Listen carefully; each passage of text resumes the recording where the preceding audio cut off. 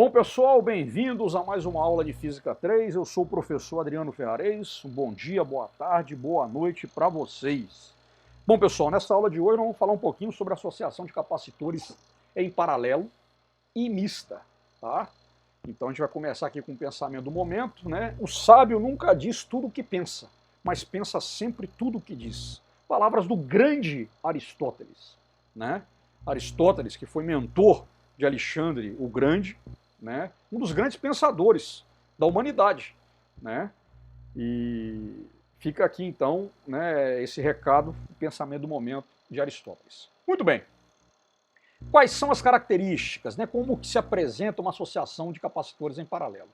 Então, nesse tipo de associação, as placas positivas de todos os capacitores, elas estão ligadas ao mesmo ponto, né? E a mesma coisa vai acontecer com as placas negativas do capacitor, de acordo e conforme mostra essa figura.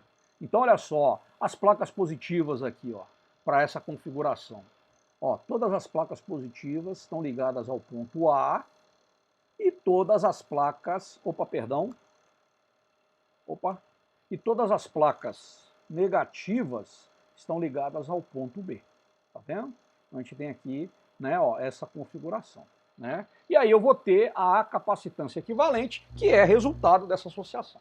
Essa é a configuração de uma associação de capacitores em paralelo. Tá? Características da associação de capacitores em paralelo, né?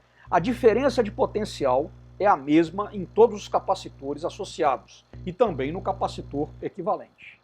Então, a diferença de potencial no capacitor 1 é igual a diferença de potencial no capacitor 2, que é igual a diferença de potencial no capacitor 3, que é igual a diferença de potencial no capacitor equivalente.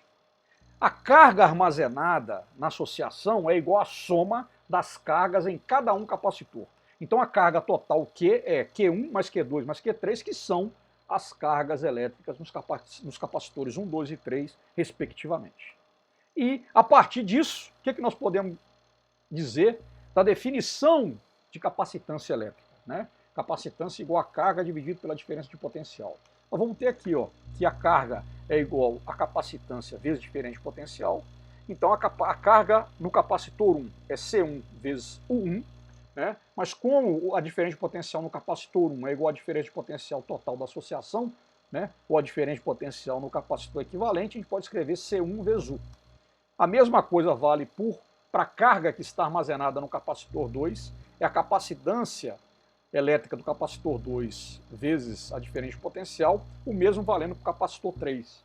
A carga elétrica no capacitor 3 é a capacitância no capacitor 3 vezes a diferença de potencial U no capacitor 3. De forma que, reescrevendo, né, carga total igual a Q1 mais Q2 mais Q3, a gente vai ter o quê?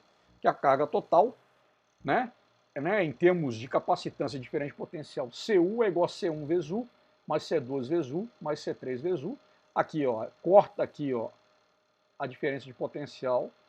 Então a gente tem o quê? Que para uma associação de capacitores em paralelo, né, a capacitância equivalente, C equivalente, é igual a C1 mais C2 mais C3, como dado lá no princípio.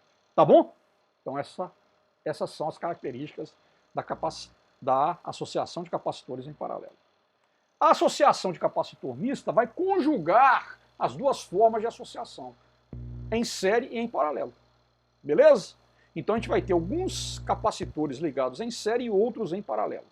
Então nesse caso é necessário se fazer 2 ou mais cálculos até que se seja definido o capacitor equivalente. Então esse aqui é um exemplo de associação mista de capacitores. A gente observa o quê? Que o capacitor C2 e C3 estão em paralelo.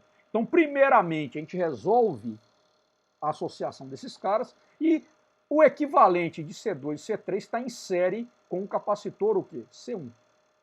Então aqui depois a gente faz em série. Então, né, a gente faz primeiro, né, geralmente a gente faz primeiro a associação em paralelo e depois define a associação em série para a gente encontrar o capacitor equivalente. Valeu, pessoal? Tranquilo? Valeu, então.